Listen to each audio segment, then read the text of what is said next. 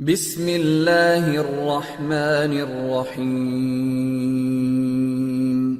رب زدنی علما بسم اللہ الرحمن الرحیم شروع اللہ کا نام لے کر جو بڑا مہربان نہایت رحم والا ہے۔ وما خلقت الجن والانس الا ليعبدون، اور میں نے جنوں اور انسانوں کو اسی لیے پیدا کیا ہے کہ وہ میری عبادت کریں۔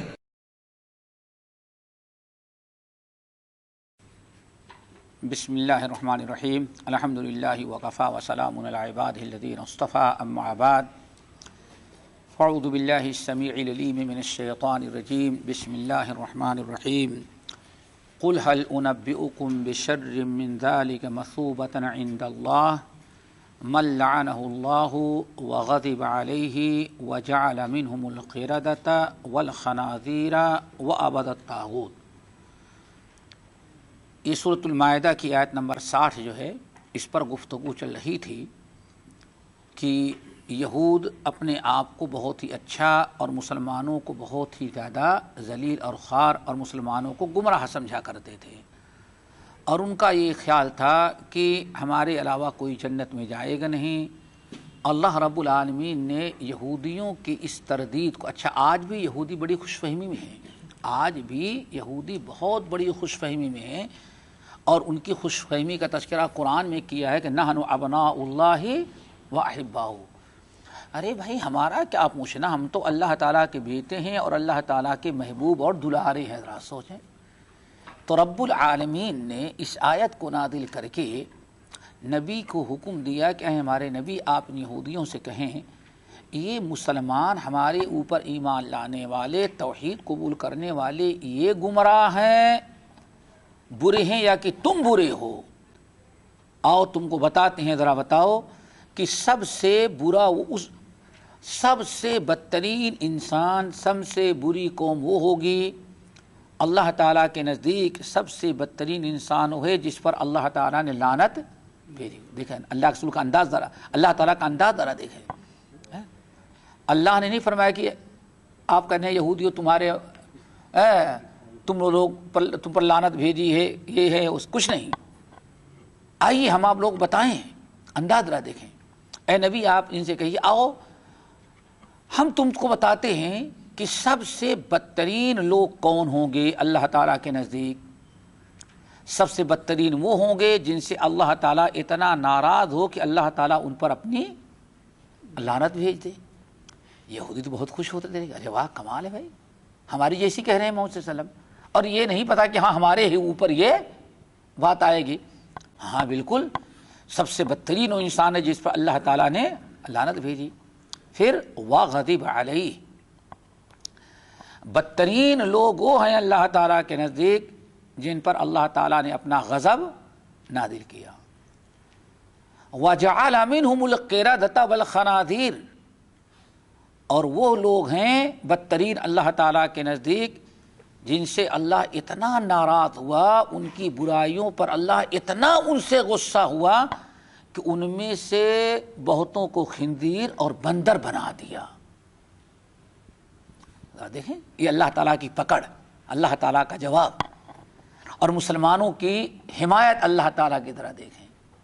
اے نبی ان سے کہی آؤ یہ برے ہیں ہمارے ایمان والے ساتھی یا وہ برے ہیں جن پر اللہ نے لعنت بھیجی ہو، جن پر اللہ تعالیٰ کا غضب نازل ہوا ہو، جن کو اللہ تعالیٰ غصے میں آ کر کے ان کی سیاکاریوں اور برائیوں کی بنا پر خنزیر اور بندر بنا دیا ہو، اور کچھ بچے کھوچے زندہ ہیں تو وہ عبد الطاغوت، اللہ تعالیٰ نے ان کو طاغوت کی عبادت پر لگا دیا، یعنی اپنی عبادت سے محروم کر دیا، اپنی عبادت سے دھتکار کر کے ان بدبختوں کو طاغوت کی عبادت میں لگا دیا۔ اب وہ ہیں کون؟ وہ ہیں کون؟ جن پر اللہ نے لعنت بھیجی، جن پر اللہ کا غضب نازل ہوا، جن پر کو اللہ تعالیٰ خنزیر اور بندر بنایا، جن کو اللہ تعالیٰ نے طاغوت کی عبادت میں لگا دیا، وہ ہیں کون؟ دنیا میں کون سی قوم ہے؟ اب یہودیوں کا سر جھک جائے گا، ہاں اللہ تعالیٰ نے دنیا میں تو ہماری ہی برادری کو خنزیر اور بندر اور بنایا تھا، ہم ہی پر اللہ نے لعنت بھیجی ہے، ہمارے اوپر اللہ تعالیٰ کا غضب نازل ہوا ہے۔ کیوں؟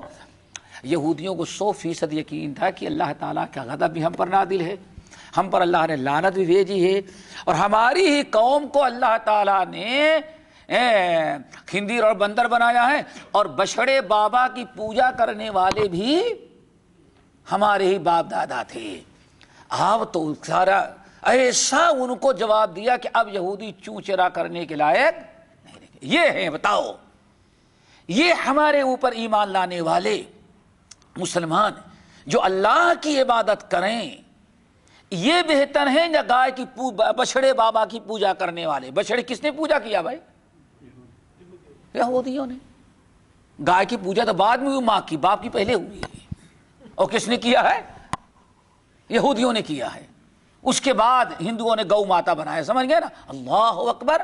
ذرا دیکھو اللہ تعالیٰ اس طرح جواب دیکھو، بتاؤ یہ ایمان والے جو ہر قسم کے بت پرستی سے توبہ کر کے پکے سچے مسلمان ہمارے صحابہ ہیں، یہ بہتر ہیں یا کہ وہ لوگ جن پر اللہ تعالیٰ کا غضب نازل ہوا، جن پر اللہ کی لعنت نازل ہوئی، جن کو اللہ تعالیٰ نے خنزیر اور بندر بنایا، جو باقی زندہ رہ گئے ان کو بتوں کی، طاغوت کی پوجا پر لگا دیا۔ اب اتنا کہنے کے بعد یہودیوں کو سر جھک گیا، کیوں؟ یہ ساری چیزیں اللہ نے ہم پر، اور یہودیوں کو 100% یقین تھا کہ ہاں غضب اور لعنت ہمارے اوپر بھیجی گئی۔ کیوں؟ اسی لیے حدیث کے اندر آتا ہے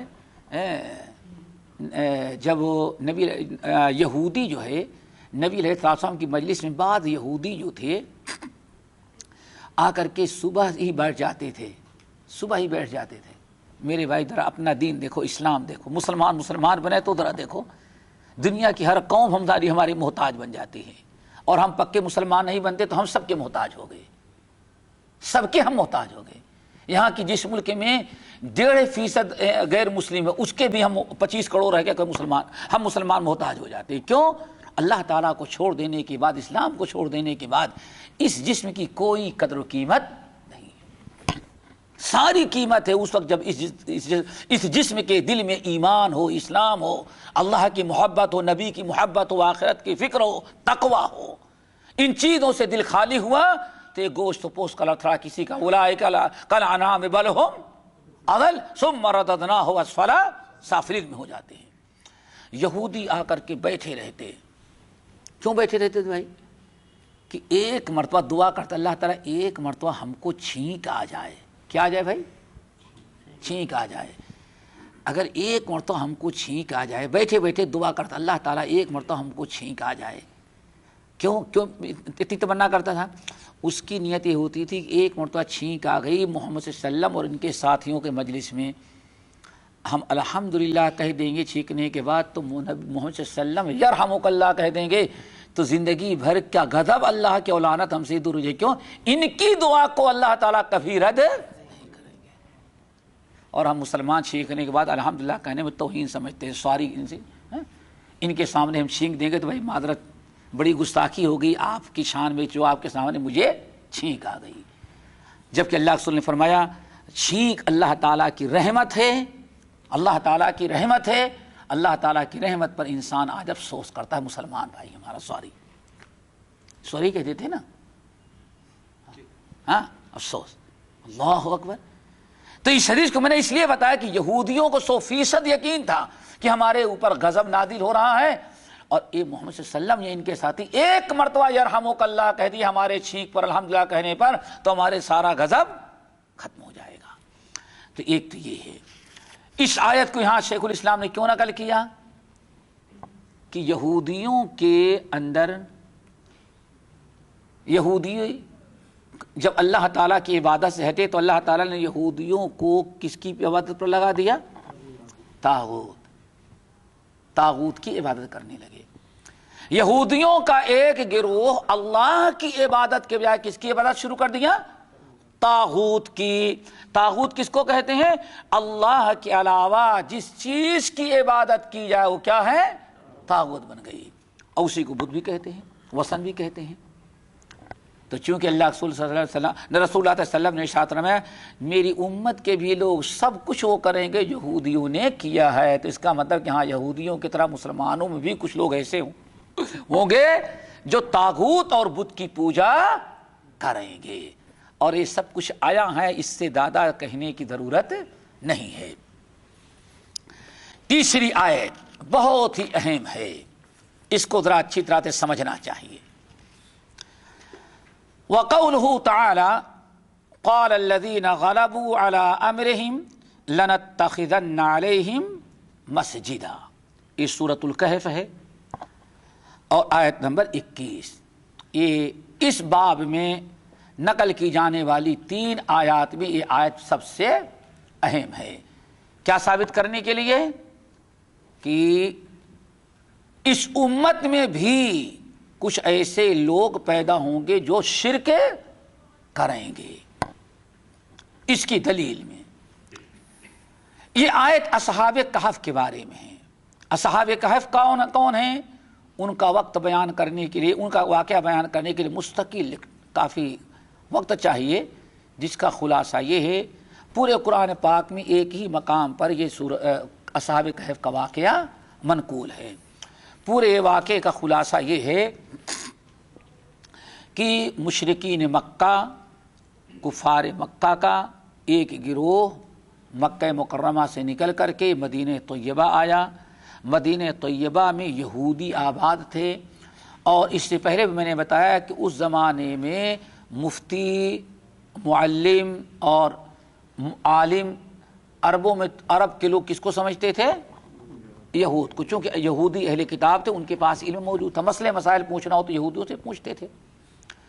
تو مکے کی ایک جماعت مشرکوں کی مکے سے نکلی اور مدینہ طیبہ آ کر کے، اس وقت مدینہ تو نہیں تھا، یثرب کہتے، مدینہ کو یثرب کہتے تھے، آئے اور انہوں نے آ کر کے یہودی علماء سے ملاقات کیے، اور یہودی علماء سے کہا صاحب ہمارے یہاں جو نبی پیدا ہوئے، جو اپنے آپ کو جو پیدا محمد صلی اللہ علیہ وسلم جو پیدا ہوئے ہیں، اپنے آپ کو کہتے ہیں ہم کو اللہ نے نبی بنایا ہے، جو کتاب پڑھ کے سناتے ہیں کہتے ہیں اللہ نے ہم پر نازل کیا ہے، قرآن پاک ہے، اور وہ ایسی باتیں کہتے ہیں۔ ہم لوگ تو جاہل ان پڑھ، ہمیں کچھ پتہ نہیں کہ وہ سچ کہتے ہیں جھوٹا، اگر وہ سچے ہیں تو ہم کو پتہ نہیں چلتا، جھوٹے ہیں تو ان کا جواب نہیں دے سکتے۔ آپ لوگ ذرا پڑھے لکھے ہیں، آپ اگر ہم کو کوئی ایسا سوال دے دیں یا کوئی ایسی تدبیر بتا دیں کہ جس سے ہمیں پتہ چل جائے کہ یہ سچے ہیں یا جھوٹے، یہ واقعی نبی ہیں یا کہ نبی نہیں ہیں۔ تو یہودیوں نے کہا ٹھیک ہے، 3 سوال ہم تمہیں بتاتے ہیں، 3 سوال جا کر کے کرو، ان 3 سوالوں کا جواب وہی دیں گے جو نبی ہوں گے۔ اگر وہ 3 سوالوں کا جواب دے دے تو سمجھ جاؤ نبی ہیں، اور اگر 3 سوالوں کا جواب نہ دے سکیں تو سمجھ جاؤ کہ وہ نبی نہیں، جھوٹے ہیں۔ 3 سوال وہ کیا تھے؟ نمبر 1، جاؤ ان سے پوچھو اصحاب کہف کون تھے، اصحاب کہف کون تھے۔ نمبر 2، ذوالقرنین کون تھا، ذوالقرنین۔ نمبر 3، روح کون کیا ہے، ہاں روح۔ آئے وفد لوٹا ان کا یثرب سے، اور مکہ پہنچ کر کے نبی علیہ السلام سے پوچھا، آن پر میں بالکل سے جواب دوں گا تم کو، اور آپ انشاءاللہ کہنا بھول گئے، انشاءاللہ کہنا بھول گئے۔ اب کل جواب دینے کے لیے ہاں بھائی جواب دیں، وہی نازل نہیں ہوئی، جواب کیسے دیں؟ آخر کار 15 دن کے بعد جبرائیل امین وہی لے کر کے آئے اور 3 سوالوں کا جواب دے دیا۔ 2 سوالوں کا جواب سورۃ الکہف میں، اور تیسرے سوال کا جواب سورہ بنی اسرائیل، وَيَسْأَلُونَكَ عَنِ الرُّوحِ قُلِ الرُّوحُ مِنْ أَمْرِ رَبِّي۔ اللہ اکبر۔ اور پھر اللہ تعالیٰ نے آپ کو بیان فرمایا، وَلَا تَقُولَنَّ لِشَيْءٍ إِنِّي فَاعِلٌ ذَلِكَ غَدًا إِلَّا أَن يَشَاءَ اللَّهُ۔ اب دوبارہ ہمارے نبی کبھی یہ نہ کہیے گا کہ ہاں کل میں بتاؤں گا، مگر اس وقت جب تک کہ آپ انشاءاللہ نہ کہیں، آپ کہیں انشاءاللہ میں جواب دوں گا۔ بہرحال تو اصحاب کہف، ذوالقرنین کا قصہ تو سورۃ الکہف کے آخر میں آئے گا، اور اللہ رب العالمین روح کے بارے میں فرمایا، قل الروح من امر ربی، اے نبی ان سے کہتے ہیں روح ہمارے رب کا ایک حکم ہے، معاملہ ہے، اس کی حقیقت کسی کو علم نہیں سوائے اللہ کے بس۔ اصحاب کہف کون تھے؟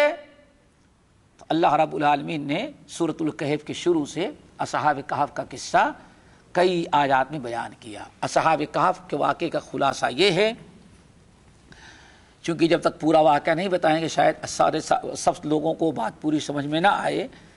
کہا جاتا ہے حضرت عیسیٰ علیہ السلام عیسائی مذہب میں، یا مفسر دیکھیں وہ کب تھے، کون تھے، اس سلسلے میں نہ قرآن نے وضاحت کیا ہے نہ حدیث۔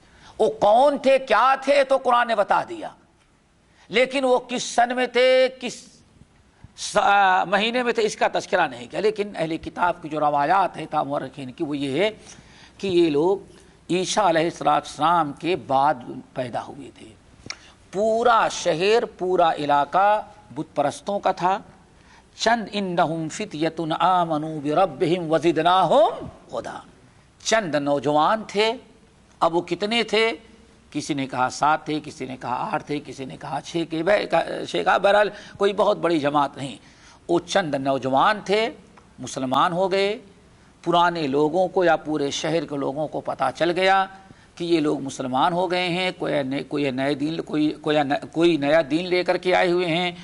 اب الحمدللہ آپ حضرات جانتے ہیں کہ جب کوئی آدمی مسلمان ہو جاتا ہے تو سوچتا ہے کہ ایک ہی دن میں پوری دنیا کو ہم مسلمان کر دیں۔ اگر صدق کے دل سے مسلمان ہوتا ہے تب اس کے نزدیک دنیا مسلمان ہو جائے، اس کے علاوہ اور کوئی اس سے بڑا مقصد نہیں ہوتا۔ تو انہوں نے ذرا حرکت شروع کیا آپس میں، بات زیادہ بڑھی۔ پہلے تو لوگوں نے سمجھایا لیکن یہ بات نہیں آئے۔ آخر کار مجبور ہو کر کے قوم نے ان کے معاملے کو بادشاہ کے پاس داخل کر دیا کہ یہ چند افراد ہیں، باپ دادا کے دین کو چھوڑ کر کے بے دین ہو گئے ہیں اور اس طرح سے حرکتیں یہ کر رہے ہیں۔ بادشاہ نے ان تمام نوجوانوں کو اپنے دربار میں بلایا اور پوری برادری اکٹھا ہوئی۔ بادشاہ نے پوچھا کیا ہے؟ انہوں نے بڑی ہمت کے ساتھ وَرَبَطْنَا عَلَىٰ قُلُوبِهِمْ إِذْ قَامُوا، اللہ فرماتے میں نے ان کے دلوں میں ہمت، جرأت پیدا کر دی۔ چند نوجوان تھے لیکن پوری قوم کے سامنے شاہی دربار میں اکڑ کے کھڑے ہو گئے۔ ذرہ برابر کوئی گول مول بات نہیں، جان کی کوئی فکر نہیں۔ کہا صاحب بادشاہ سلامت، یہ ہمارے باپ دادا ہیں، ان کو شیطان نے گمراہی پر ڈال رکھا ہے، یہ بتوں کی پوجا کرتے ہیں، اللہ کو چھوڑ کر کے غیر اللہ کی عبادت کر رہے ہیں۔ اللہ تعالیٰ نے ہم کو ہدایت دیا، اللہ تعالیٰ نے ہم کو سوجھ بوجھ عطا کی کہ اللہ وحدہ لا شریک کے علاوہ کوئی عبادت کے لائق نہیں ہے۔ ہم ان کو دعوت دیتے ہیں تو یہ غصہ ہوئے، آخر میں آپ کے پاس کیس دائر کر دیے۔ اب آپ کیا کرنا چاہتے ہیں بتائیے۔ بادشاہ نے سوچا ہے نوجوان ہے، جوش میں آ گئے ہیں، تو اس لیے لوگوں سے کہا بھائی اچھا رک جاؤ، ذرا ان کو سوچنے سمجھنے کا موقع تھوڑا سا دے دو نوجوانوں کو۔ یعنی اس وقت صدا جو تھی وہ ملتوی ہو گئی۔ فیصلہ ہوا کہ تھوڑا سا ان کو، یہ نوجوان ہے جوش میں ہیں، جنون ختم ہو جائے گا تو پھر سمجھ میں بات آ جائے گی، ذرا ان کو سوچنے سمجھنے کا موقع دے دو۔ سوچنے سمجھنے کا موقع ملا، وہ بیچارے باہر نکل گئے۔ آپس میں پھر بیٹھ کر کے انہوں نے مشورہ کیا کہ بھائی یہ قوم دین پر قائم رہنے، دین قبول کرنے والی نہیں اور نہ ہم کو دین پر رہنے دیں گے، اس لیے بہتر یہ ہے کہ اب موقع ملا ہے، اب آئندہ پیشی کا انتظار نہ کرو، بلکہ سارے ساتھی مل کے چلتے فَأَوُوا إِلَى الْكَهْفِ يَنشُرْ لَكُمْ رَبُّكُمْ، فلاں جگہ ایک غار ہے، چلو اسی غار میں ہم لوگ چل کر کے، جو شہر کے باہر غار ہے، غار سمجھتے نا، پہاڑوں کے درمیان غار ہے، اسی غار میں چل کر کے ہم لوگ چھپ جاتے ہیں اور ڈھونڈنے سے پائیں گے نہیں۔ رہی بات زندہ کیسے رہیں گے، تو ہمارا رب ہمارا ضرور بہترین انتظام کرے گا۔ یہ تھا توکل علی اللہ، اللہ اکبر۔ اور ہم پناہ لیتے تو درگاہ میں جا کے پناہ لیتے، ہاں کہاں لیتے؟ درگاہوں میں لیتے۔ اللہ اکبر، پہنچ گئے وہاں۔ جب یہ جانے لگے تو ان کے پیچھے پیچھے ان کا کتا تھا۔ کتا ہی جنت میں نہیں جائے گا جسے آگے بتا رہے ہیں، کتا بھی ساتھ ہو لیا، کتا وفادار تھا۔ جب یہ سارے لوگ غار میں چلے گئے تو وَقَلْبُهُمْ بَاسِطٌ ذِرَاعَيْهِ بِالْوَسِيدِ، کتا غار کے منہ پر اپنے پیر کو ایسے لمبا کر کے، دیکھتے ہو کتا بیٹھتا ہے تو کبھی ایک تو ایسے بیٹھتا ہے جیسے مسلمانوں کو منع کیا کہ نماز میں ویسے نہ بیٹھو، اور دوسرا کتا جب زیادہ آرام سے بیٹھتا ہے تو اگلے قدموں پیروں کو آگے بچھا کر کے اس پیٹ کو پورا زمین سے لگا دیتا ہے۔ تو اس طرح سے کتا اس غار پر بیٹھ، اللہ سب سارا کام اللہ نے لیا، اس کے دل میں ڈالا بیٹھ جاؤ تاکہ دشمنوں کو پتہ نہ چلے، وہاں بیٹھ گیا۔ اب گاؤں کے لوگوں نے ڈھونڈا، پتا چلا کہ وہ بھٹک گئے، کوئی بات نہیں، جہاں پاک شد بے دین لوگ چلے گئے، اب پیچھا چھوڑو، ہمارا ملک بچ گیا بے دین ہونے سے۔ اللہ رب العالمین نے کیا کیا؟ فَضَرَبْنَا عَلَىٰ آذَانِهِمْ فِي الْكَهْفِ سِنِينَ عَدَدًا۔ جب وہ غار میں گئے تو اللہ تعالیٰ نے ان پر نیند طاری کی، سب لیٹ گئے، سب لیٹ گئے ماشاءاللہ۔ اور اللہ تعالیٰ فرماتے ہیں میں نے سمجھو کہ جیسے ماں تھپکیاں دے دے کر کے سلاتی ہے بچے کو، ہم نے خوب اچھی طرح سے گہری نیند ان کو سلا دیا۔ اور ایسا نظام تھا کہ ضرورت کے ہوا بھی ملے، دھوپ کی شعاعیں بھی پہنچ جائیں، کیوں اس جسم کے لیے ہوا کی بھی ضرورت ہے۔ اور شعاعیں کیا سمجھتے ہیں دھوپ کی؟ یہ سورج کی شعاعوں کی بھی بڑی ضرورت ہے ہمارے جسم کے لیے، اسی لیے کتنی بیماریاں ایسی ہیں کہ ڈاکٹر بتلاتا ہے کہ ایسا کرو کہ ان کو تھوڑی دیر صبح کی سورج کی شعاعیں، روز نے شعاعیں اللہ اکبر، پتہ نہیں اللہ نے اس میں کتنی بڑی برکت رکھی ہے۔ تو شعاعیں بھی پہنچے، ہوا بھی پہنچے، اور بارش ہو تو بارش کا مزہ تو ملے لیکن اندر نہ جائے۔ اور پھر اللہ نے کیا؟ وَنُقَلِّبُهُمْ ذَاتَ الْيَمِينِ وَذَاتَ الشِّمَالِ وَهُمْ فِي فَجْوَةٍ مِّنْهُ، خوب لمبے سو رہے ہیں۔ اور تھوڑی تھوڑی دیر کے بعد اللہ فرماتے ان کے کروٹ ہم بدل دیتے تھے، دائیں کروٹ سے بائیں کروٹ، بائیں کروٹ سے دائیں کروٹ۔ کیوں؟ ایک کروٹ پر سوئے رہ جانا بھی یہ بڑی تکلیف کی باعث ہوتی ہے۔ اللہ تعالیٰ پلٹتا رہتا تھا۔ تقریباً کتنے سال؟ 300 سنین وازدادوا 309 سال سوئے پڑے رہے۔ کتنے؟ 309 سال سوئے تھے کہ مردہ تھے بھائی؟ یہ نقطہ یاد رکھنا، مرے نہیں تھے، کیا تھے وہ؟ سوئے تھے 309 سال۔ اچھا ماشاءاللہ سوئے ہوئے ہیں 309 سال کے بعد اللہ فرماتے ہیں میں نے ان کو بیدار کیا۔ بیدار ہونے کے بعد سب والے کہ بھائی کتنی دیر تک سوئے رہے؟ ایک کہتا ہے کہ میرا خیال ہے کہ یہ بھی چاس کا وقت سمجھو ابھی 10-11 بجے، 3-4 گھنٹہ یہی ہوگا نا، 3-4 گھنٹہ۔ دوسرا کہتا ہے نہیں کم سے کم آدھا دن تو سوئے تھے۔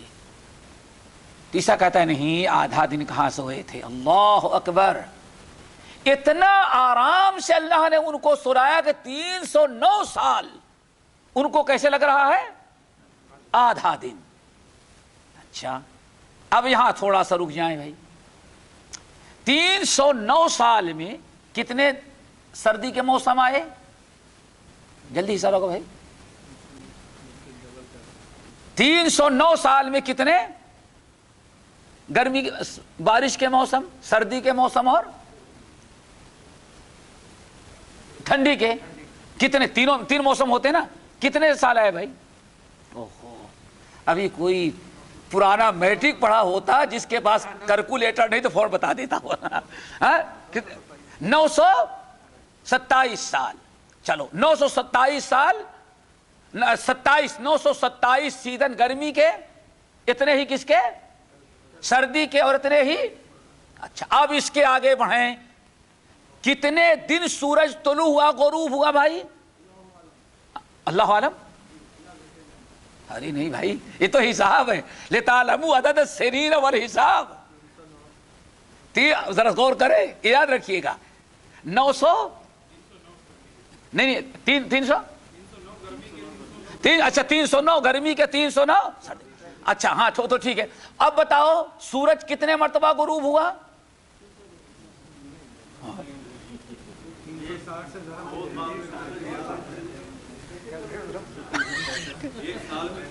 365۔ کتنے ہو گئے؟ اللہ اکبر، کتنا؟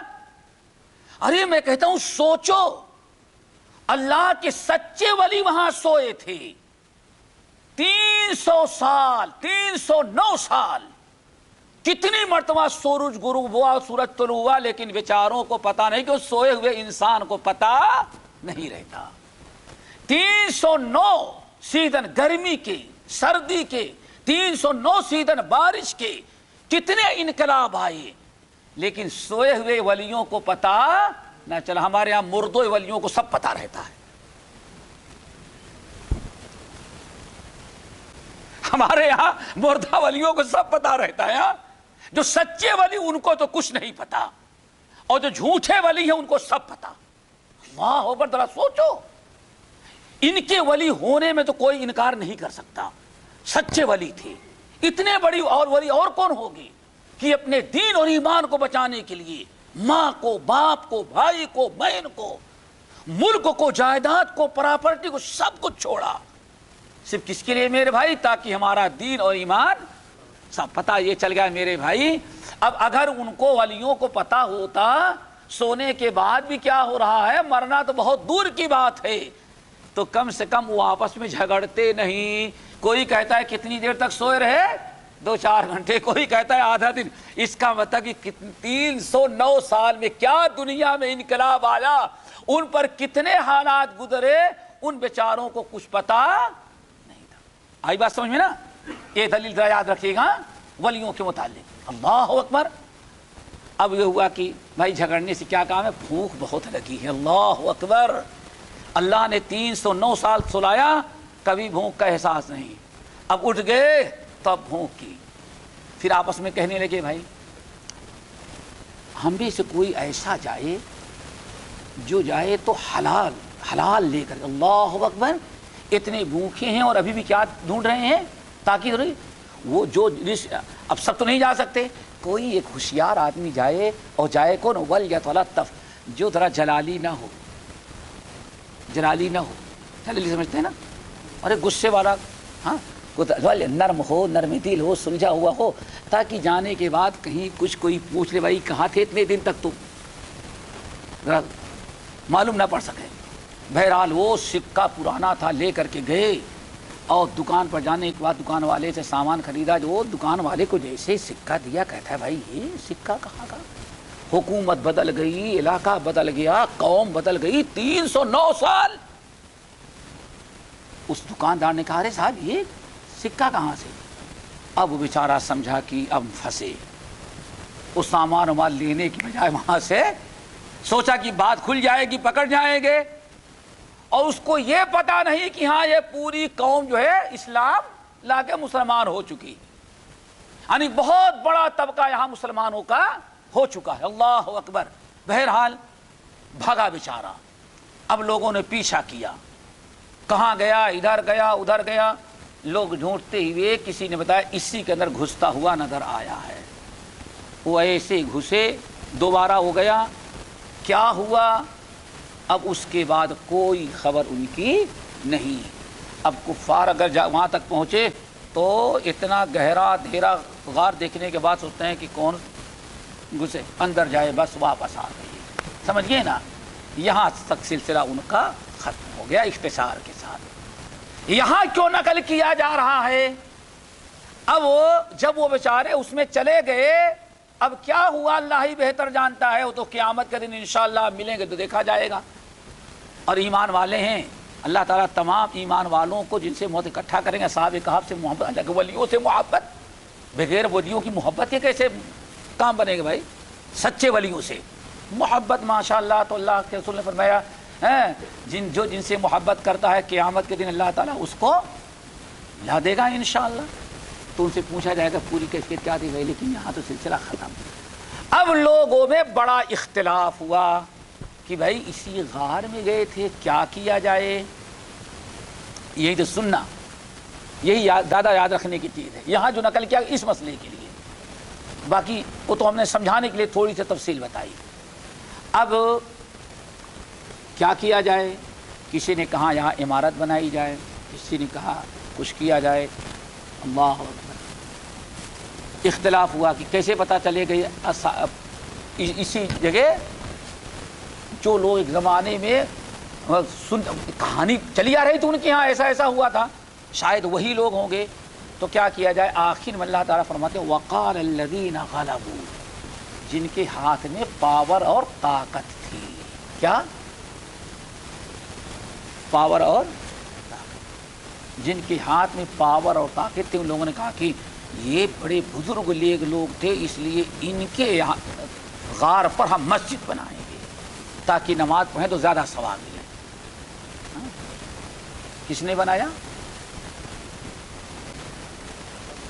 جن کے پاس قوت تھی. اور قوت کس کے پاس ہوتی ہے؟ ہاں اللہ آپ کو دے خیر. ابھی آپ کے ملک میں اگر آپ کا چلتا تو میرا خیال سے تو کیا خیال ہے بھائی؟ قائد اعظم کو مدار بننے دیتے یا ٹھنڈے دیتے؟ بتائیں کیا خیال ہے بھائی؟ میں تو سمجھتا ہوں بننے دیتے یا داتا دربار کو باقی رکھتے. لیکن بھائی گزر بھی جاتے ہیں، کچھ نہیں کر پاتے. کیوں؟ قال الذین غلبوا علی امرہم لنتخذن علیہم مسجد. اسی لیے تقریباً تمام محققین، تمام اہل علم کہتے ہیں بگڑے ہوئے لوگ جو صاحب اقتدار سے کے ملے رہتے ہیں. کیوں؟ اہل حق جو ہوتے ہیں وہ باطل اہل اقتدار سے کبھی سمجھونا تو نہیں کرتے. سمجھ گئے نا؟ جتنے علماء حق تھے آپ کے ہاں اکبر سے کوئی ہاتھ میں ہاتھ نہیں ملایا. جتنے علماء تھے جیل میں گئے، لیکن ہاتھ میں ہاتھ کس نے ملایا تھا؟ جو علماء سو تھے. احمد بن حنبل رحمت اللہ علیہ کو ذرا دیکھو، حق پر تھے، حکومت کے ساتھ کوئی سمجھوتا ڈٹ کے مقابلہ کرتے رہے. جیل میں ہیں اور آواز بلند آواز سے کہتے ہیں یہ کوڑے سے ہمیں کوئی حق سے نہیں پھیر سکتا، ان صداؤں کے ذریعے ہم سے کوئی باطل کے اقرار نہیں کروا سکتا. میں احمد بن حنبل ہوں، ہتھکڑی لگی ہے، جلاد کوڑے مار رہا ہے اور بدل بدل کر کے کوڑے مارنے والا جلاد آتا ہے تاکہ ایسا نہ ہو دو کوڑے مارے تو تھک جائے، طاقت کے ساتھ مارو. لیکن احمد بن حنبل تماشا دیکھنے والے چاروں طرف سے کھڑے ہیں. کچھ آپ جیسے مخلصین رہتے، احمد نے جان بچانے کے لیے کہہ دو کہ ہاں قرآن اللہ کا مخلوق ہے. لیکن احمد بن حنبل کیا کہتے ہیں؟ اللہ کے بندو اب محبت اپنی جگہ پہ، لیکن تمہاری رائے قابل قبول. کیوں؟ یہ جتنے لوگ تماشا دیکھ رہے ہیں وہ صرف اس لیے دیکھ رہے ہیں کہ ذرا دیکھیں احمد کیا کہتا ہے. اگر میں کہہ دوں گا کہ ہاں قرآن اللہ کا مخلوق ہے تو یہ سارے تماشا دیکھنے والے اس باطل عقیدے پر یقین رکھ لیں گے. اس لیے احمد کہتا ہے سن لو، القرآن کلام اللہ غیر مخلوق، قرآن اللہ کا کلام ہے، مخلوق نہیں ہے. اگر مخلوق ہے تو اس کے لیے کتاب اللہ سنت رسول سے کوئی دلیل پیش کرو. اہل حق کبھی باطل سے سمجھوتا نہیں کرتے. باطل سے سمجھوتا وہ کرتے ہیں جس کو حکومت سے پیسہ لینا ہو، جس کو الیکشن میں ووٹ لینا ہو، جن کو اپنا اقتدار چلانا ہو. اہل حق تائید نہیں کرتے، ان کے اصلاح کی دعا ضرور کرتے ہیں کہ اللہ تعالیٰ ان کو قول سدید کی اور اللہ تعالیٰ ان کو اچھے عمل کی دعا کرتے ہیں. لیکن کبھی باطل پر ہاں سے ہاں نہیں ملاتے. تو صاحب اقتدار بتائیں، اپنے ملکوں کو ذرا سوچیں، اتنی بڑی تعداد میں ہوتے ہوئے بھی ہوتا وہی ہے جو بھائی کیا کریں جمہوریت کا ہے. ہاں جس کو زیادہ ووٹ مل گیا، مولوی صاحب کھڑے ہو جائے، دیندار بچہ تو ضمانت ضبط ہو جائے، اور چور و ڈاکو کھڑا ہو جائے تو پورے علاقے کا سب سے بڑا ووٹ مل کر کے وہی صدر جمہوریہ بھی بن جائے ہمارا. یہ تو میرے بھائی، تو اسی لیے تمام اہل علم کہتے ہیں کہ مسجد بنانے کے کرایہ دینے والے کون تھے؟ وہی اہل باطل تھے جن کے پاس قوت و طاقت یا تو سربراہ تھے یا سربراہوں سے ملے ہوئے تھے جن کو حمایت ملنے والی تھی. انہوں نے کیا کہا؟ بھائی یہاں تو ہم کیا بنائیں گے؟ مسجد بنائیں گے. بہرحال طاقت تھی، پاور تھا، انہوں نے مسجد بنا دیا. اب اس آیت کو شیخ الاسلام نے اس لیے یہاں نقل کیا کہ یہ لوگ تھے کس قوم سے؟ ذرا غور سے سنیے گا. کس قوم سے تھے؟ عیسیٰ علیہ السلام. یا کم سے کم اتنا تو پکا ہے کہ بنی اسرائیل تھے. کون تھے؟ بنی اسرائیل تھے. اکثر لوگوں کہنا کہ یہ عیسائیوں کے، لیکن کم سے کم اتنا تو ضرور ہے کہ تھے بنی اسرائیل.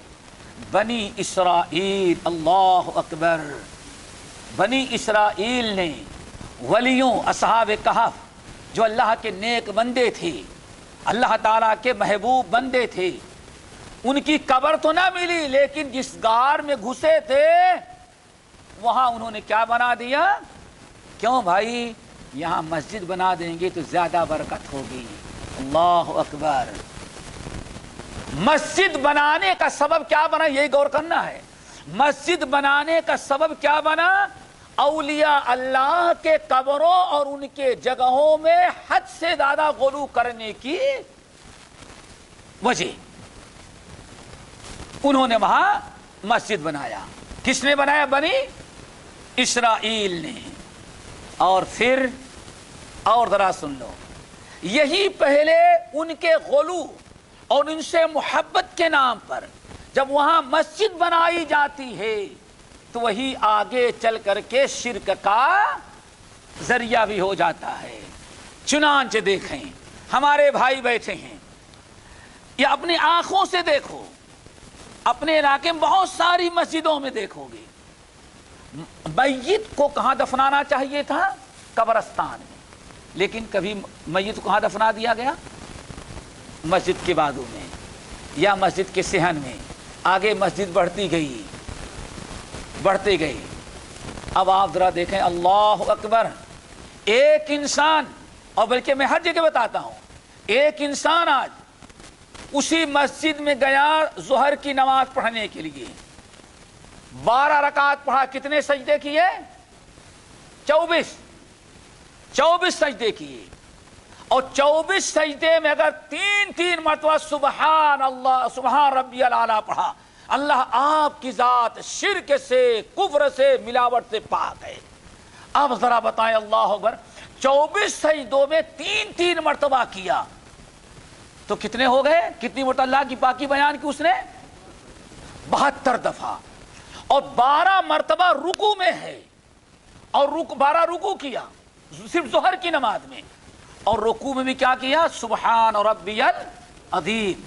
36، یہ کتنے ہو گئے؟ 36۔ اب کتنے ٹوٹل ہو گئے؟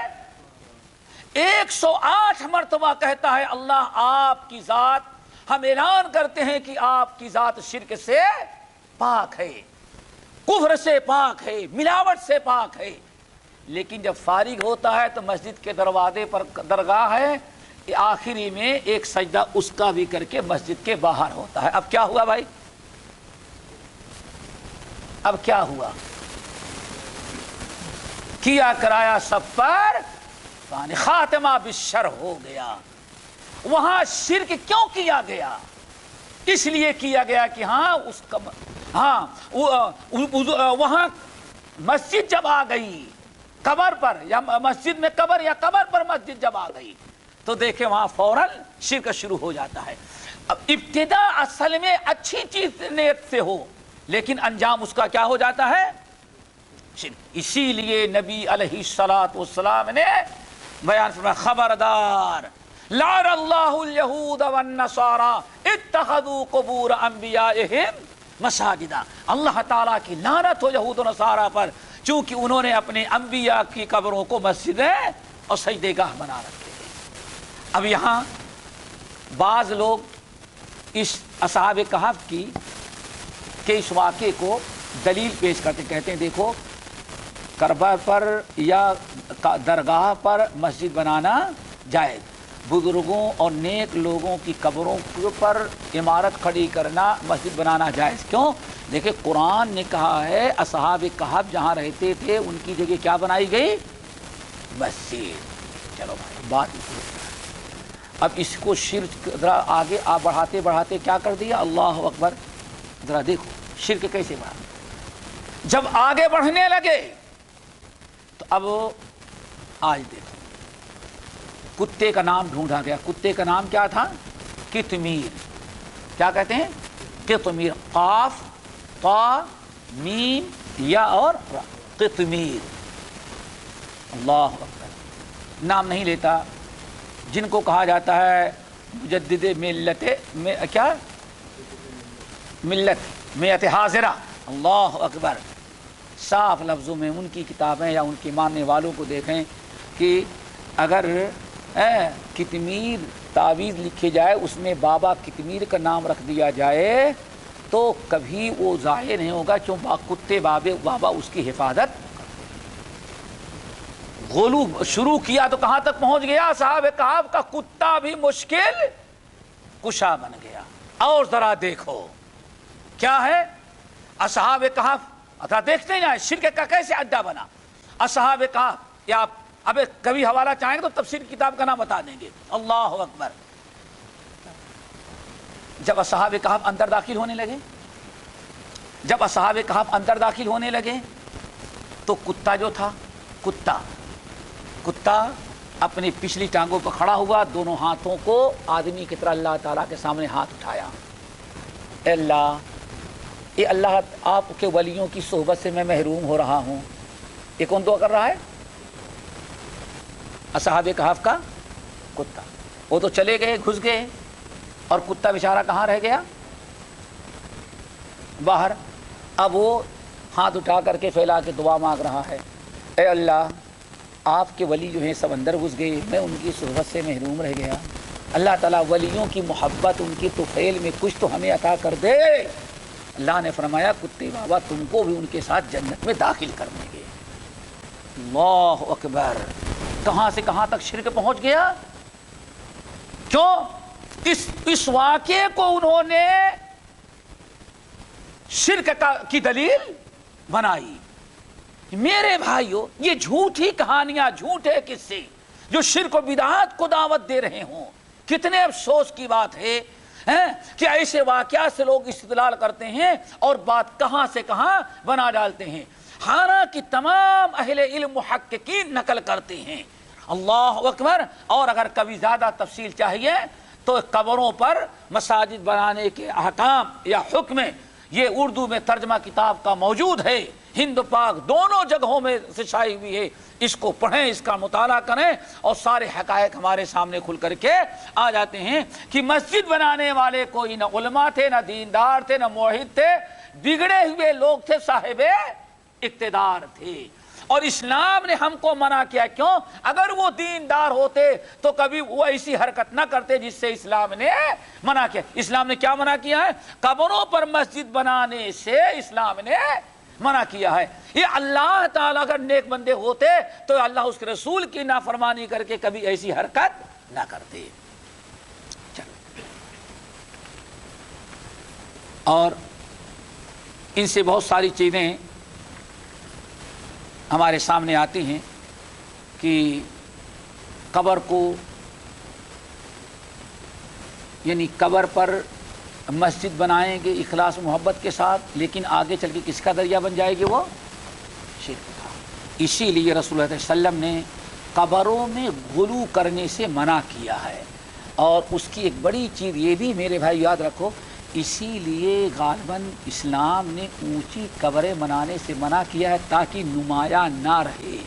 آپ کے کسی بھی قبرستان کے اندر ایک عام قبریں رہیں، ڈھہ جائے، ختم ہو جائیں، لیکن ایک ذرا پختہ یا اونچی بنا دی جائے تو آنے والی نسل پوچھ بھائی ساری قبریں کچی، یہ کیوں پکی ہے؟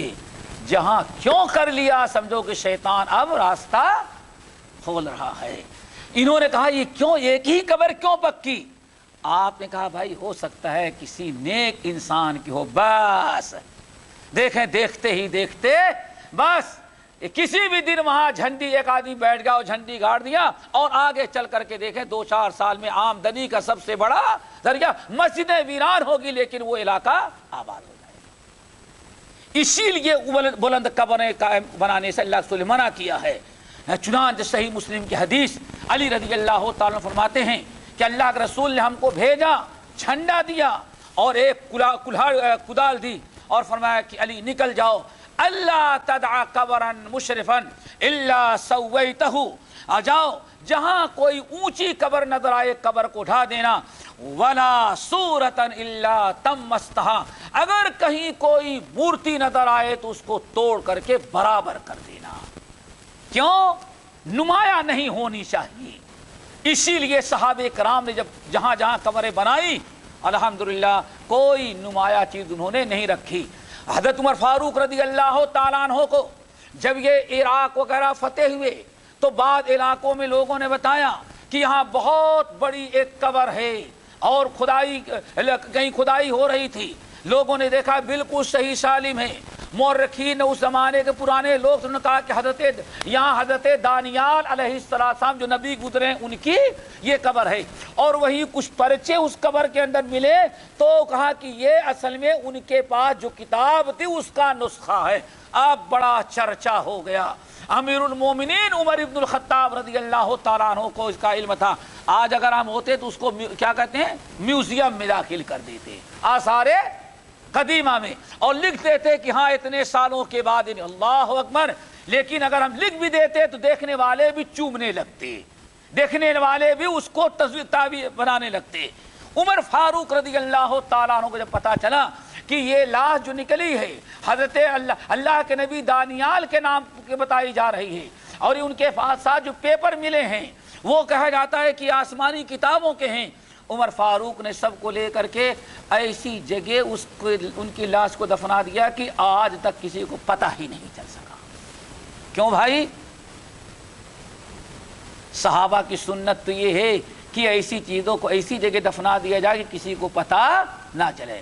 اگر عمر فاروق دن دہاڑے اس کو کہیں دفنا دیتے تو آنے والی نسل پھر کہتی یہ نبی کی قبر ہے اور وہاں جو ہے سب کچھ شروع ہو جاتا. لیکن الحمدللہ عمر فاروق رضی اللہ تعالیٰ نے ایسا اس کو ختم کر دیا کہ اس کا نام نشانی آج تک پتہ کسی کو معلوم نہیں ہو پایا. تو چونکہ کہیں بھی اگر کسی نیک صالح انسان نے کسی کی بھی قبر اگر بلند بنائی جائے تو اللہ اکبر, دیکھیں وہ آگے چل کر کے جہاں بھی لوگوں کو موقع ملا شرک کا اڈا بنا لیتے ہیں اور شرک شروع ہو جاتا ہے. اسی لیے اس آیت کو شیخ الاسلام نے یہاں نقل کیا کہ قبروں پر, ذرا غور سے سنیے گا, قبروں پر ولیوں کے احترام میں ان کی محبت میں غلو کر کے مسجد بنانا یہ اسلام کا مسلمانوں کا طریقہ نہیں ہے. کس کا طریقہ ہے؟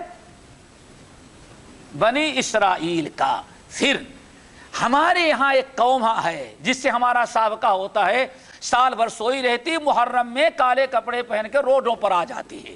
ہاں سوئے رہتے ہیں, محرم میں سینہ پیٹنا شروع کر دیتے ہیں. چونکہ ان کی بنیاد بھی شیعوں سے رکھی گئی ہے, اسی لیے برکت کے لیے ولیوں کے اور بزرگوں کے بڑوں کی قبروں پر مسجد بنانا یا اونچی عمارت کھڑی کرنا وہ یہودیوں کی سنت, ان کے جنے ہوئے فرقہ جو ہے محرم میں کالے کپڑے پہننے والوں کا, ان کے ہاں بھی کیا ہوتا ہے؟ یہی کچھ ہوتا ہے. اسی لیے شیخ الاسلام ابن تیمیہ رحمۃ اللہ علیہ اور دیگر محققین نقل کرتے ہیں اہل سنت والجماعت میں یہ کبے بنانا, قبروں پر کبے بنانا, عمارتیں کھڑی کرنا, اس کو درگاہ کا نام دینا, اتنی عالی شان عمارتیں بنانا, یہ اہل سنت میں نہیں ہے, اہل شیعہ سے اہل سنت میں, بنی اسرائیل سے شیعہ میں, شیعوں سے اہل سنت میں. اب اگر آپ روکیں گے کسی چیز سے تو اقرار بھی کرتے ہیں, کیا کہتے ہیں؟ شیعہ سنی بھائی بھائی وہابی قوم. کہاں سے پتا چل گیا کہ ہاں خود بھی اقرار کرتے ہیں کہ ہمارا سارا تعلق اہل سنت سے کم ہے بلکہ ان سے زیادہ ہے. سمجھ گئے نا؟ اس لیے ہمیں اس سے اجتناب کرنا چاہیے اور پرہیز کرنا چاہیے. یہ 3 آیتیں تھیں. اب آگے حدیث کے راوی ہیں ابو سعید خدری رضی اللہ تعالی عنہ. ابو سعید خدری رضی اللہ تعالیٰ عنہ کہتے ہیں کہ ان رسول اللہ صلی اللہ علیہ وسلم قال لتتبعن سنن من کان قبلکم, لتتبعن سنن من کان قبلکم یا لتتبعن سنن من کان قبلکم. اللہ اکبر. حذو القذۃ بالقذۃ حتی لو دخلوا جحر دب لدخلتموه. قالوا یا رسول اللہ الیہود والنصارى قال فمن, او کما قال علیہ السلام. آپ نے ارشاد فرمایا لتتبعن سنن من کان قبلکم, لتتبعن سنن من کان قبلکم. یہ دونوں طرح سے پڑھا جاتا ہے، سنن اور سنن دونوں. تم ضرور بھی ضرور اپنے سے پہلے لوگوں کے طریقے کو ضرور اپناؤ گے. دوسرے لفظوں میں کیا؟ قسم کھا کے کہتا ہوں، قسم کھا کے کہتا ہوں، تم ضرور بھی ضرور. دیکھو 3 تاکید ہے کلام میں، زور پیدا کرنے کے لیے کتنی تاکید ہے؟ 3. ایک تو قسم ہے، نمبر 2 شروع میں لام تاکید ہے. کیا ہے؟ لام تاکید. اور تیسرا کیا ہے؟ آخر میں نون تاکید. بانو سکن 3 تاکید ہے، قسم، لام تاکید اور نون سکینہ یعنی نون تاکید. 3 تاکید ہے. لَتَتَّبِعُنَّ، اللہ کی قسم کھا کے کہتا ہوں تم لوگ ضرور بھی ضرور ہر وہ عمل کرو گے جو تم سے پہلے لوگوں نے کیا ہے. سمجھے ترجمہ؟ سنن اور سنن کا میں نے کیا کہا؟ کام تھا.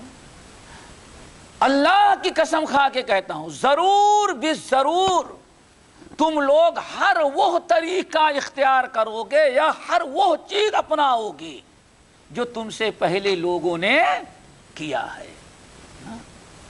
صحابہ کرام نے کہا الیہود والنصارى، تعجب کے ساتھ، الیہود والنصارى، کیا یہود و نصارہ نے جو کچھ کیا ہم لوگ سب کریں گے؟ تعجب کے ساتھ. یعنی تعجب کیا تھا؟ ارے یا رسول اللہ یہ کیسے ہو سکتا ہے؟ اللہ ہم گمراہ تھے، کفر و شرک میں تھے، ضلالت میں تھے، اللہ نے اپنا کرم کیا، ہم کو ہدایت سے نوازا، ہمارے پاس اللہ کی کتاب ہے، آپ جیسے نبی کی سنت اور ہدایت ہے، ہم کیسے یہود اور نصارہ، ہم کیسے دوبارہ وہ سب کچھ کرنے لگیں گے جو ہم سے پہلی قوم یہود و نصارہ نے کیا ہے؟ بہت حیرت کی بات تھی. آپ نے فرمایا سنو، یہاں تک تو بخاری مسلم کی حدیث ہے، اور حدیث میں کیا وضاحت ہے دوسری کتابوں کے اندر؟ آپ نے فرمایا حذب القدۃ بالقدۃ. تم کیا سمجھے ہو؟ یہود و نصارہ فمن، یہاں اور غور کریں، یہودیوں نے کیا کہا؟ الیہود والنصارہ. اللہ صلی اللہ علیہ وسلم نے پہلے کیا فرمایا تھا؟ تم اپنے سے پہلے لوگوں کے، تم سے پہلے لوگوں نے جو کچھ کیا ہے سب کچھ تم لوگ کرو گے. کون؟ یہود و نصارہ. آنے فمن، ارے تم لوگ اور کس کو ترقی یافتہ سمجھو گے؟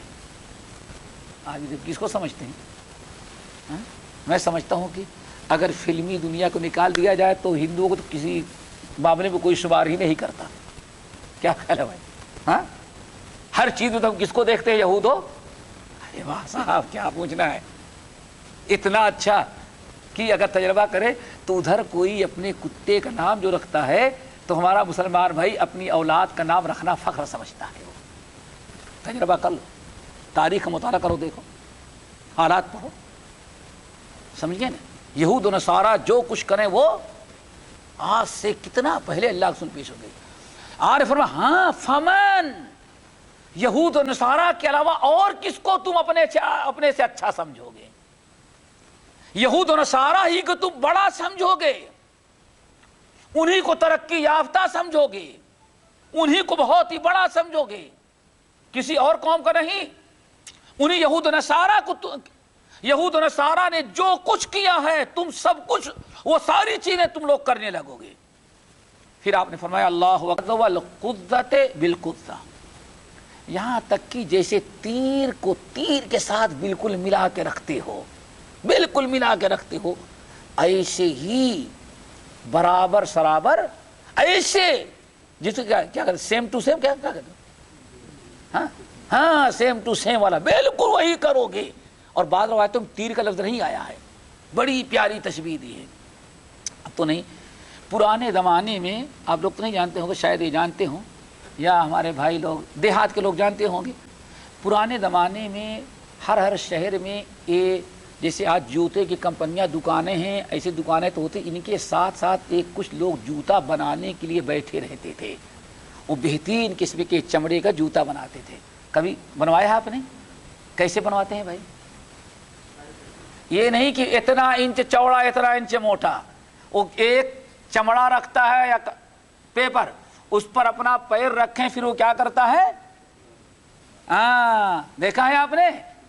اب ذرا دیکھو، اللہ اکبر سبحان اللہ، سن تشبیہ کیسے دی دوسرے ہیں، جیسے تم جوتا بنانے کے والے کے ہاں جاتے ہو اور تمہارا وہ سائز لیتا ہے، تو جیسے وہ سائز کے وقت نشان لگا لیتا ہے، جب جوتا بنانے لگتا ہے تو نہ اس سے رائی کے برابر گھٹاتا ہے نہ بڑھاتا ہے، وہ لکیر کا فقیر بنتا ہے۔ کیا کہتے ہیں اسی کو؟ لکیر کا فقیر، اپنے سے کچھ بھی نہیں کرے گا، جو آپ کا جوتا آپ کو کھڑا کر کے جوتے کے نشان بنا لیا ہے، بس اسی نشان اسی لکیر کا وہ فقیر ہے، اس سے آگے نہیں بڑھ سکتا۔ آپ نے فرمایا جیسے یہود اور نصارہ جو کچھ کریں گے بالکل من وعن، ایک ذرے کا فرق نہیں ہو آنے دو گے، تم سب کچھ ہو کرو گے۔ یہاں تک کہ آپ نے ارشاد فرمایا حتی لو دخل احدہم جحر دب، اگر کسی یہودی کو تمہارے ہاں گھومنے کے لیے آ جائے، ننگ دھڑنگ آ جائے، تو اگر وہ دیکھو کہ ہاں اپنا کیمرہ اور شنٹا رکھ کر کے کوئی گوہ کا بل سمجھتے ہیں گوہ، اس کے اندر گھس رہا ہے، اس کا مطلب یہ بھی ترقی کا ایک راستہ ہے، وہ تو چلا جائے گا کم وقت اپنے ہاں، اور پھر بلوں میں گھسنا تم شروع کر دو گے۔ اور شاید دیکھ لیں آج کل بال کٹانے کی ایک نئی ڈیزائن نکلی ہے نا، یہاں کٹا لو یہ چھوڑ دو، ہاں سب کا ڈال۔ یہ کب سے شروع ہوا ہے؟ آئے ملک کو لوٹ لیے، ساری دولت لے گئے، لاکھوں انسانوں کو قتل کر دیا، ہاں ان کے فوجیوں کو ٹہلتے ہوئے دیکھ لیا تو دوسرے دن سے ہماری مائیں بھی بیٹے کو بیٹھائے نہیں۔ یہ پاکستانی بیوقوف لوگ جو ایسے بال رکھتے ہیں، وہ رکھتے کیوں خنزیر کھاتا اور شراب پیتا ننگا گھومتا ہے، وہ بھی سالوں ملے جا کر کے اس کا بال کیسے کٹائیں مائیں اور بہنیں؟ کیا خیال دیکھا نہیں آتی کل بڑا فیشن چلا ہوا ہے، پیالہ کٹنگ دیکھا آپ نے؟ کون سی چیز ہے جو ظالم لوگ کریں اور یہ مسلمان نہ کرنا شروع کر دیں؟ ہندوؤں تو جانے دو، ہو سکتا ہے ہندو پیچھے رہے، شیطان ہم سے وہ جلدی کرواتا ہے۔ کوئی ایک حرکت ذرا بتاؤ انہوں نے کیا ہو اور ہم نہ کر رہے ہوں۔ ابھی دوسری چیز ہے کہ ہاں ایسا نہیں، خالص قوم میں اب تک نظر آتے ہیں، وہ کرتے ہیں اشکے سحرگاہی سے جو ظالم وضو۔ علامہ اقبال کہتے ہیں ابلیس کم وقت میٹنگ کیا، اپنی کانفرنس کیا کہ انسانوں کو، آدم کی اولاد کو گمراہ کرنے میں کتنی کامیابی ہوئی۔ جب سارے چیلوں نے رپورٹ دیا تو کہا ہاں اتنا تو گمراہ کیا، لیکن اس محلے میں فلاں مولوی بھی ہیں، وہ ہمارے باطل سے سمجھاتے نہیں، برابر مقابلہ کرتے رہتے ہیں۔ ارے کچھ تہجد گزار بھی ہیں جو رات بھر روتے رہتے ہیں، ہم نے کتنی بھی فلمیں پھیلا دی لیکن ابھی تہجد گزار باقی ہیں۔ تو ابلیس بہت افسوس کے ساتھ کہتا ہے خالص قوم میں اب تک نظر آتے ہیں، وہ ماتم کر رہا ہے کم وقت ہے، کتنا بھی کوشش کیا لیکن اس کے باوجود ابھی بھی 100 میں 5 ایسے باقی ہیں کہ جو روتے ہیں تو اتنے آنسو بہتے ہیں تہجد میں کہ انسان نہانا بھی چاہے تو نہا لے۔ یہ کون کہہ رہا ہے؟ خالص قوم میں اب تک نظر آتے ہیں، وہ کرتے ہیں اشکے سحرگاہی سے جو ظالم وضو، ٹھنڈی ہو، ٹھنڈا پانی ہو، سمجھ گئے نا، برس رہی ہو، لیکن تہجد کا وقت آ جاتا ہے تو بستر چھوڑ کر کے اسی ٹھنڈے پانی سے وضو کر کے اور اللہ تعالیٰ کے دربار میں حاضری دیتے ہیں اور دعائیں مانگ کر کے وہ روتے رہتے ہیں۔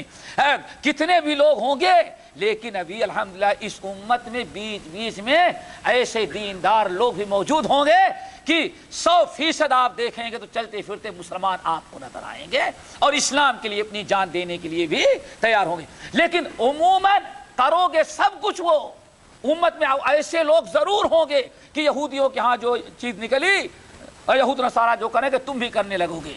اور ایک روایت میں اللہ نے کیا فرمایا، یہاں تک کہ اگر تم میں سے کوئی کسی یہودی عیسائی نے اپنی ماں کے ساتھ مقالہ کیا تو لَفَعَلْتُمُوهُ، تم میں بھی کچھ لوگ ایسے پیدا ہوں گے جو یہ حرکت کریں گے۔ اللہ اکبر، کس قدر یہود و نصارہ سے ہمیں نبی علیہ السلام نے متنبہ کیا ہے۔ بہرحال اس حدیث کو یہاں نقل کرنے کا مقصد کیا ہے، یہود و نصارہ کی ہر چیز کو اپنانے والے امت میں لوگ موجود ہوں گے تو شرک جیسا عمل وہ کریں گے تو ہماری امت کے لوگ بھی شرک میں مبتلا ہوں گے. بس باقی انشاءاللہ اگلے. سبحانک اللہم و بحمدک اشہد ان لا الہ الا انت استغفرک و اتوب الیک.